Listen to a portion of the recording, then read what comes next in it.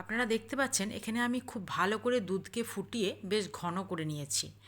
এই দুধ ঘন করে আজ আমি আপনাদের সঙ্গে এমন একটা রেসিপি শেয়ার করব যেটা আপনাদের এই গরমে খেতে খুবই ভালো লাগবে আর আপনারা খুবই পছন্দ করবেন।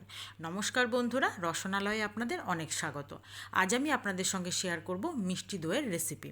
তার জন্য আমি এখানে 3 প্যাকেট ফুল ফ্যাট মিল্ক নিয়েছি। আপনারা চাইলে কিন্তু এটা গরুর দুধ বা যে কোনো পাউডার দুধ দিয়েও করতে পারেন। এবার আমি দুধটা সব কটা প্যাকেট কেটে একটা পাত্রের মধ্যে নিয়ে খুব ভালো করে ফুটিয়ে নেব। আর ফোটানোর সময় একটু কম আঁচে আস্তে আস্তে ফোটাবো, যেন দুধটা খুব ভালোভাবে ঘন হয়ে যায় আর তল থেকে ধরে না যায়। তার জন্য কিন্তু দুধটা কন্টিনিউ নাড়তে হবে। আর রেসিপিটা ভালো লাগার জন্য কিন্তু পুরো রেসিপিটা প্রথম থেকে শেষ পর্যন্ত দেখতে হবে।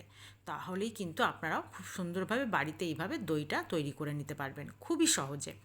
আর 3 প্যাকেট দুধ ফুটতে যখন প্রথম একটু শুরু হয়েছে, তখন আমি এখানে দুটো 10 টাকার প্যাকেটের আমুলের পাউডার দুধ এর মধ্যে মিশিয়ে দেব, যেন খুব তাড়াতাড়ি দুধটা ঘন হয়ে যায়। পাউডার দুধটা মিশিয়ে দেওয়ার ফলে দুধটা ঘনও খুব ভালো হয়ে যাবে আর সঙ্গে কিন্তু স্বাদটাও অনেকটাই বেড়ে যাবে। এবার আমি এটাকে আস্তে আস্তে খুব ভালো করে ফোটাতে থাকবো। আর তার জন্য কিন্তু এটাকে নাড়া বন্ধ করা যাবে না, কন্টিনিউ হাতা দিয়ে নেড়ে যেতে হবে আর যেন তল থেকে কোনোভাবেই ধরে না যায়।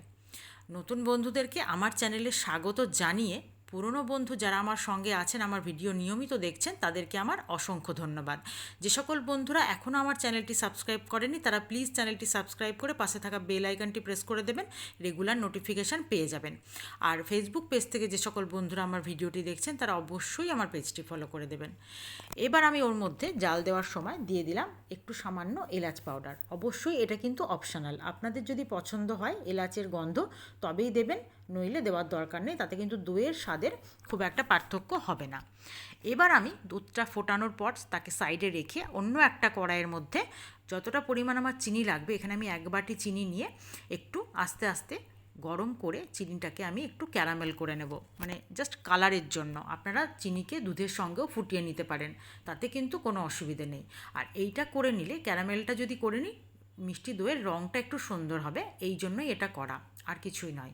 এবার ক্যারামেলটা যখন দেখছেন হয়ে গেছে, তখন আমি এখানে ওই ফোটানো দুধ থেকে আগে অল্প অল্প করে দুধ দিয়ে ভালো করে মিশিয়ে নেব, তারপর একসঙ্গে পুরো দুধটা এর মধ্যে ঢেলে দেব। তাতে কি হবে, দুধের রঙটা খুব সুন্দর হবে আর মিষ্টি দইটা দেখতেও খুব ভালো লাগবে। দেখুন রঙটা বেশ পরিবর্তন হয়েছে, একটু লালচে হয়েছে। আর যখন এইরকম হাতে নেড়ে উষ্ণ গরম থাকবে, সেই অবস্থাতে কিন্তু আমাকে দইটা বসাতে হবে। এবার আমি যে বীজ দইটা নিয়েছি বা যেটাকে মানে দইয়ের সাজও বলে, সেইটা আমি এখানে 3 চামচ টক দই একটা মাটির হাঁড়ির মধ্যে দিয়ে দেব। তারপর খুব ভালো করে এটাকে আমি হাঁড়ির গায়ে লাগিয়ে দেব। আপনারা চাইলে কিন্তু এই বীজ দইটা সরাসরি দুধের মধ্যেও মিশিয়ে দিতে পারেন, তবে অবশ্যই দুধটা তার জন্য একটু উষ্ণ গরম থাকতে হবে। দুধ কিন্তু ঠান্ডা অবস্থায় বসালে দই জমবে না বা ভালোভাবে দই বসবেও না। এবার আমি উষ্ণ দুধটাকে হাঁড়ির মধ্যে দিয়ে খুব ভালো করে ওই বীজ দইয়ের সঙ্গে মিশিয়ে দিচ্ছি। আপনারা দুধের সঙ্গে সরাসরি দইটা মিশিয়েও হাঁড়িতে ঢালতে পারেন। এবার পুরো দুধটা আমি হাঁড়ির মধ্যে ঢেলে দেব, খুব ভালোভাবে বীজ দইটার সঙ্গে মিশিয়ে নেব।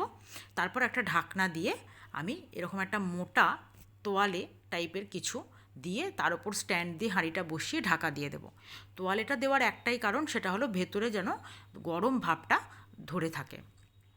এবার আমি তোয়ালেটা খুলে দেখুন, বেশ অনেকক্ষণ টাইম রাখার পর দইটা কিন্তু একদম পারফেক্টলি জমে গেছে। এবার আমি ওটাকে একটু ফ্রিজে ঘন্টাখানেক রেখে বার করে এনেছি, তো দেখুন একদম ঠিকঠাকভাবে সেট হয়ে গেছে, ওপরে কোনো জল টাইপের কিচ্ছু নেই, একদম শুকনো। এবার আমি দইটা আপনাদেরকে কেটে দেখাচ্ছি, কত সুন্দর রং হয়েছে দেখুন।